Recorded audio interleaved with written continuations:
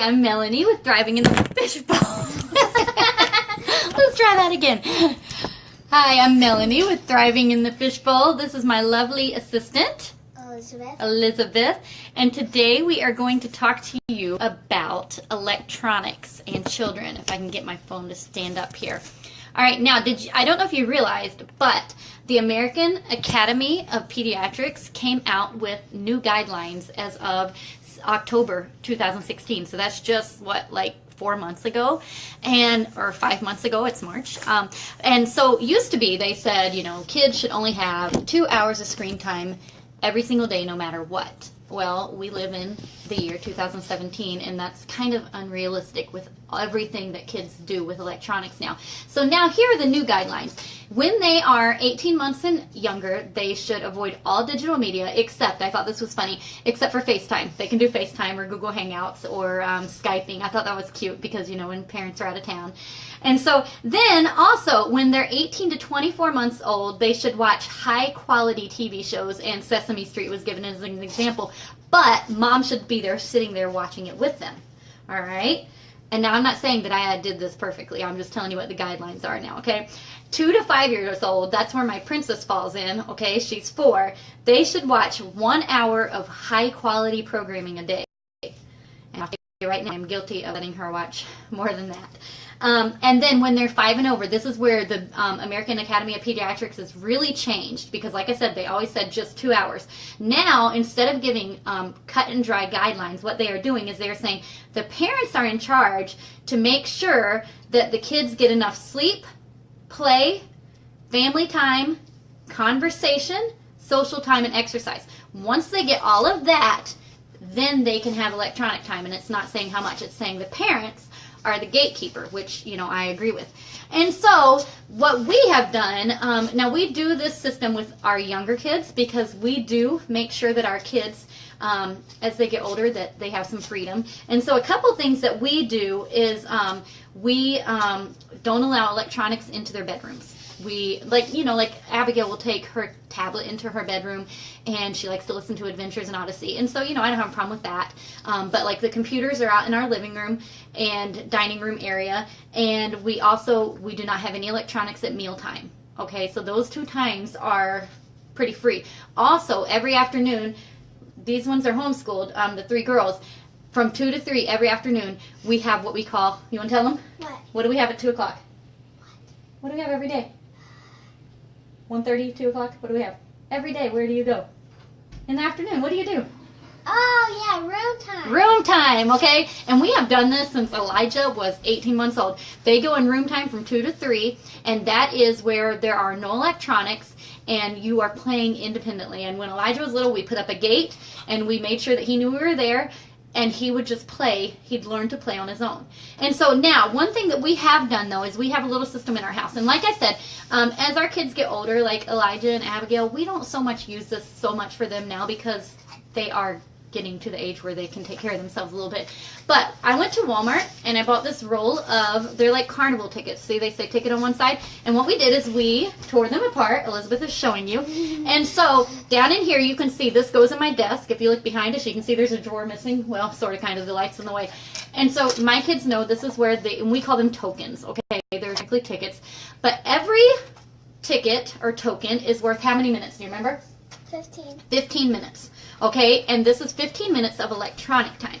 All right, now this is how you can get the tokens. All right, when they do their schoolwork, or like if we were doing it with Elijah when he gets home from school and he did good in school that day, you get 1 token.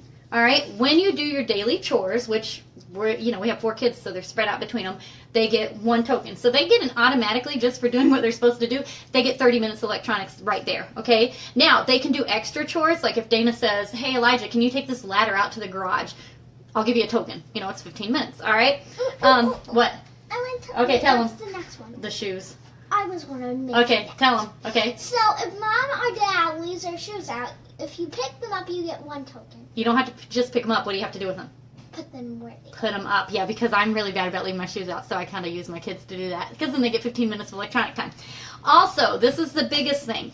Every time they play outside for 30 minutes, they get 15 minutes of inside electronic time. And that really helps to balance, you make sure you're playing enough outside, okay? And now, also, what do we do on Sundays?